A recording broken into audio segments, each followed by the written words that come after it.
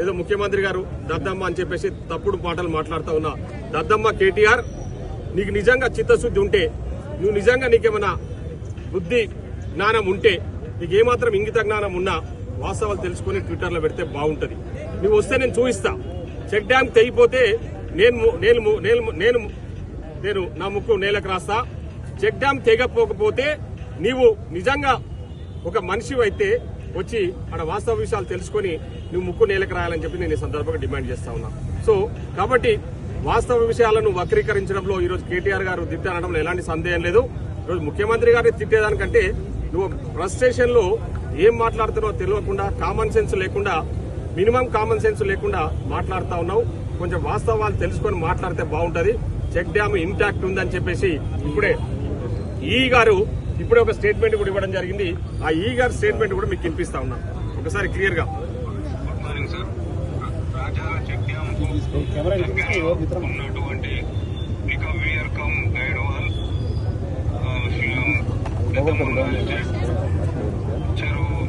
చెరువు ఫీడింగ్ కొరకు గతంలో చాలా క్రితం ఎప్పుడు నిర్మించినటువంటి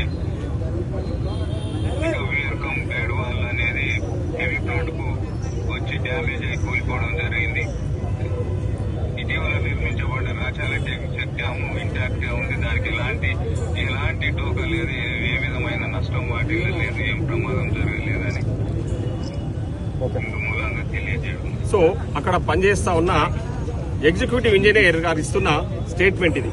ఆయన ఇప్పుడు నేను ఫోన్ లో మాట్లాడితే, సార్ చెక్ డ్యామ్ ఇంటాక్ట్ ఉంది, చెక్ డ్యామ్ కి ఎలాంటి ఆపద లేదు, ఎలాంటి ఆపద జరగలేదు, అక్కడ ఉన్న పికప్ వేర్ ఏదైతుందో అది తెగిపోవడం హెవీ ప్లేట్ వల్ల అది తెగిపోయి చేనులకు నీళ్లు పోయినాయి తప్ప అక్కడ చెక్ డ్యామ్ అనేది తెగిపోలేదని చెప్పేసి ఆ పికప్ వేర్ కూడా ఎప్పుడు లాంగ్ బ్యాంక్ కట్టిందని చెప్పేసి గారు చెప్తా ఉన్నారు.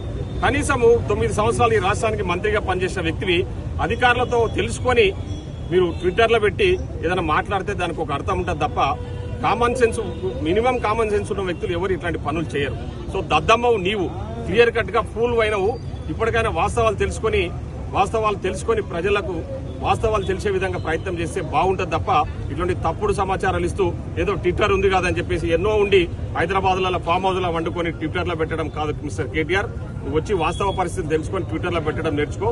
ఇట్లాంటి విధవేషాలు వేస్తే ప్రజలు మీకు ఆల్రెడీ బుద్ధి చెప్పారు, మళ్ళా బుద్ధి తెచ్చుకోకుండా ఇట్లాంటి తప్పుడు ప్రచారాలు చేసుకుంటే ప్రజలు తప్పకుండా రేపు లోకల్ బాడీ ఎన్నికలలో కూడా మీకు తగిన శాస్తి చేస్తారు. Thank you.